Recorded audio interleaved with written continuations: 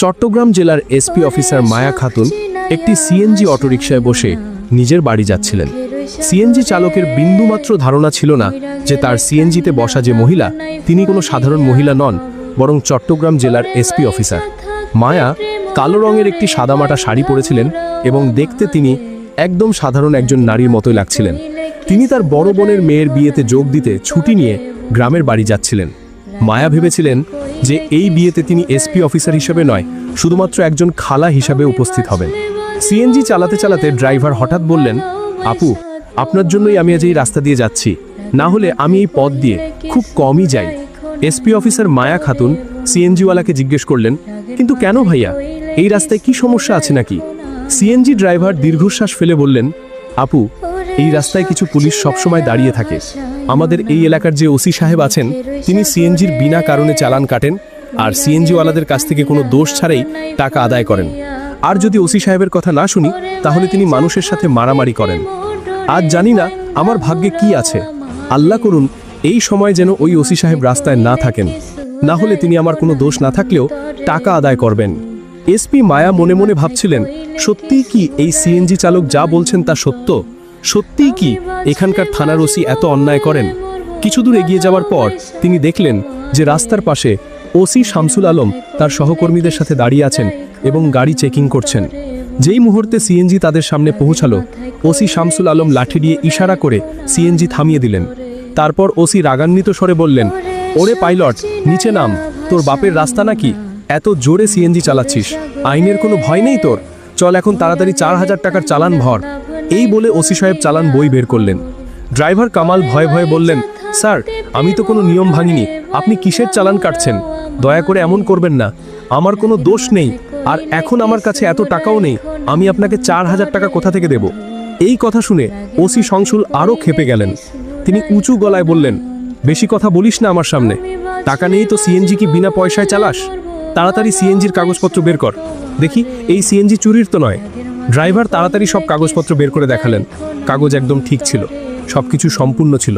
কিন্তু ওসি শামসুল তবুও বললেন, কাগজ তো ঠিক আছে, কিন্তু চালান তো ভরতেই হবে।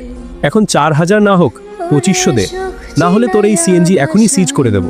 পাশেই দাঁড়িয়ে থাকা এসপি মায়া খাতুন সবকিছু মনোযোগ দিয়ে দেখছিলেন এবং শুনছিলেন।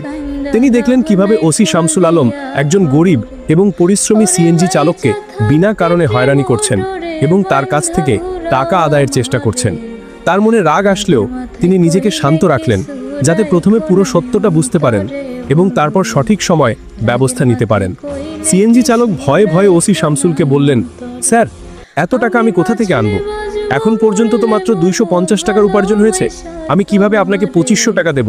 দয়া করে ছেড়ে দিন স্যার, আমাকে যেতে দিন। আমার ছোট ছোট বাচ্চা আছে, আমি গরিব মানুষ, সারাদিন পরিশ্রম করে পরিবারের খরচ চালাই, আমার উপর দয়া করুন স্যার। কিন্তু ওসি শামসুল আলমের মনে একটুও দয়া আসলো না। তিনি রাগে ফেটে পড়লেন। তিনি চালকের কলার ধরে তাকে খুব মারতে লাগলেন এবং চিৎকার করে বললেন, যখন টাকা নেই তখন সিএনজি কেন চালাস? তোর বাপের রাস্তা যে এত স্পিডে সিএনজি চালাবি? উপরন্তু আমার সাথে তর্ক করছিস? চল তোকে থানার মজা দেখাচ্ছি। এই কথা শোনা মাত্র এসপি মায়া নিজেকে আর ধরে রাখতে পারলেন না। তিনি তৎক্ষণাৎ এগিয়ে গেলেন এবং ওসির সামনে দাঁড়িয়ে বললেন, ওসি সাহেব, আপনি সম্পূর্ণ ভুল করছেন। যখন চালকের কোনো ভুল নেই তখন আপনি তার চালান কেন কাটছেন? উপরন্তু আপনি তার সাথে মারপিট করলেন, এটা আইনের লঙ্ঘন। আপনার কোনো অধিকার নেই কোনো গরিব মানুষের ওপর এভাবে অত্যাচার করার। তাকে যেতে দিন। ওসি শামসুল আলম আগে থেকেই রাগে ছিলেন। মায়ার কথা শুনে তিনি আরও ক্ষিপ্ত হয়ে উঠলেন। তিনি রাগে বললেন, আচ্ছা, এখন তুই আমাকে শেখাবি আইন কি? অনেক কথা বলছিস তো, মনে হচ্ছে তোকেও জেলের হাওয়া খাওয়াতে হবে। চল দুইজনে একসাথে জেলে থাকবি, সেখানে গিয়ে চালা তোর বাকি। মায়ার মুখ রাগে লাল হয়ে গেল, কিন্তু তিনি নিজের ওপর নিয়ন্ত্রণ রাখলেন। তিনি দেখতে চাইছিলেন এই ওসি আসলে কতটা নিচে নামতে পারে। ওসি শামসুল আলমের সামান্যতম ধারণা ছিল না যে তার সামনে দাঁড়িয়ে থাকা এই সাধারণ কালো শাড়ি পরা মহিলা কোনো সাধারণ মহিলা নন, বরং চট্টগ্রাম জেলার এসপি অফিসার মায়া খাতুন। শামসুল আলম তার সহকর্মীদের আদেশ দিলেন, চলো দুজনকে থানায় নিয়ে চলো, সেখানে গিয়ে দেখবো এদের কত সাহস। তখনই দুজন পুরুষ কনস্টেবল এবং দুজন মহিলা কনস্টেবল সামনে এগিয়ে এলো এবং তারা চালক এবং এসপি মায়াকে ধরে ফেলল। যখন তারা থানায় পৌঁছালো তখন ওসি শামসুল আলম বললেন, এদেরকে এখানে বসাও, এখন দেখি এরা কি করে। এদের আসল জায়গা তো এদের দেখাতে হবে। সিপাহীরা দুজনকে একটি বেঞ্চি বসিয়ে দিল। ওসি শামসুল আলম চেয়ারে বসেছিলেন। ঠিক তখনই তার মোবাইলে একটি কল এলো। তিনি ফোন তুলে বললেন, হ্যাঁ, আপনার সব কাজ হয়ে যাবে। ওই মামলায় আপনার নাম আসবে না, শুধুমাত্র আমার টাকা রেডি রাখবেন। চিন্তা করবেন না, আমি আপনার সব কাজ করে দেব। এসপি মায়া খাতুন এবং সিএনজি চালক দুজনেই বসে এইসব শুনছিলেন। মায়া মনে মনে ভাবছিলেন, এই ওসি শুধু রাস্তায় মানুষকে হয়রানি করেন না, বরং থানার ভিতরেও ঘুষ নিয়ে কাজ করেন। তিনি গরিবদের লুটেন এবং তাদের অধিকার কেড়ে নেন। মায়া রাগকে চেপে রাখলেন। তিনি জানতেন যে এখন তাৎক্ষণিক রাগে কিছু করা ঠিক হবে না। আসল লড়াই প্রমাণ দিয়ে এবং সঠিক পদ্ধতিতে করতে হবে, যাতে পুরো পুলিশ প্রশাসন এবং শহর এটা দেখতে পায়। তিনি ভিতরে ভিতরে পরিকল্পনা করছিলেন কিভাবে এই ওসিকে সবার সামনে উন্মোচিত এবং প্রকাশ করা যায়। পাশে বসা সিএনজি চালক চিন্তিত ছিলেন। তিনি তার বাড়ি এবং সন্তানদের নিয়ে দুশ্চিন্তা করছিলেন। মায়া তার দিকে তাকিয়ে শান্ত কণ্ঠে বললেন, আপনি ঘাবড়াবেন না, এই ওসি আপনার কিছু করতে পারবে না। আমি আপনার সাথে আছি, আমি সব দেখেছি এবং আমি এই ওসিকে উন্মোচিত করব। আপনি নিশ্চিন্ত থাকুন, আপনার কোনো দোষ নেই, আপনি নিরাপদ। আমি কোনো সাধারণ মহিলা নই, আমি এসপি অফিসার মায়া খাতুন। আমি এই ওসির সব অবৈধ কাজের খোঁজ নিচ্ছি, তাই এখন চুপ করে সব দেখছি। তারপর সব পরিষ্কার করে এর আসল চেহারা মানুষের সামনে তুলে ধরব। এই কথা শুনে সিএনজি চালক কিছুটা স্বস্তি পেলেন। তিনি একটা লম্বা শ্বাস নিয়ে বললেন, কি আপনি সত্যি এসপি ম্যাডাম? কিন্তু যখন আমার সাথে এইসব হচ্ছিল তখন আপনি কিছু বললেন না কেন? আমাকে বাঁচালেন না কেন? আপনি কি মিথ্যা বলছেন নাকি আপনি এদের সাথে মিলে আছেন? চালক একটু ভয় পাচ্ছিলেন। মায়া তাকে শান্তভাবে আশ্বস্ত করলেন, না, আমি এদের সাথে মিলিনি। আমি সত্যি এই ওসিকে উন্মোচিত করার জন্য চুপ করে আছি। আমি দেখছি এই ওসি আর কতগুলো ভুল এবং অবৈধ কাজ করে, তাই এখন চুপ আছি।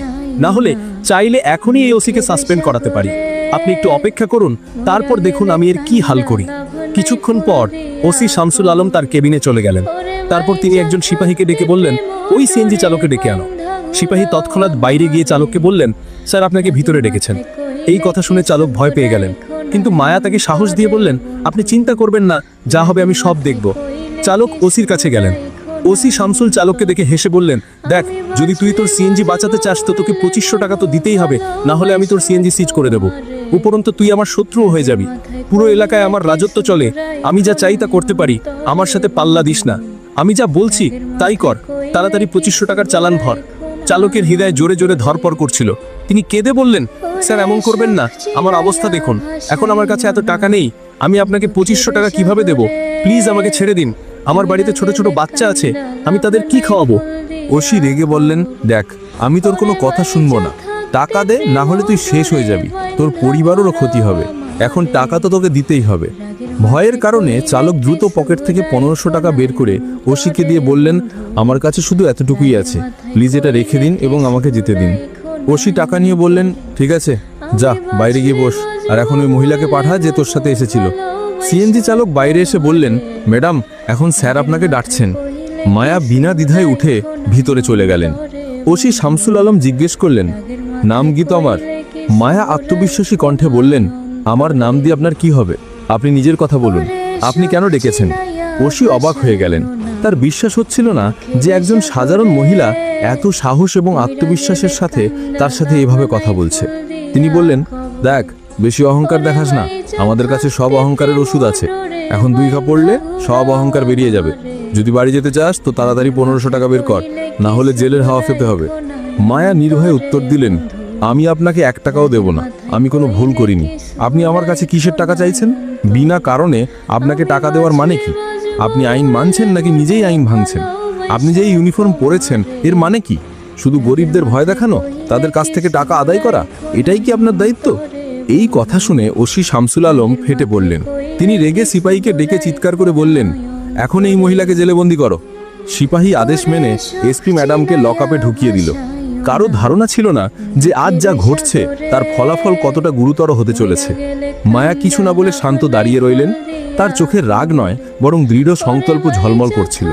কিছুক্ষণ পর থানার বাইরে একটি পুলিশের গাড়ি এসে থামল। গাড়ি থেকে অ্যাডিশনাল এসপি রহিমউদ্দিন বেরিয়ে এলেন। তার মুখে রাগ স্পষ্ট ছিল।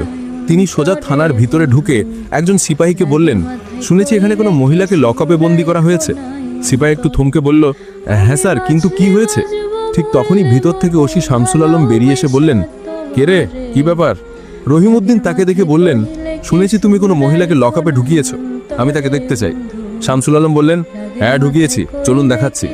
এই বলে OC Shamsul Alam additional SP রহিমউদ্দিনকে নিয়ে লকআপের কাছে গেলেন।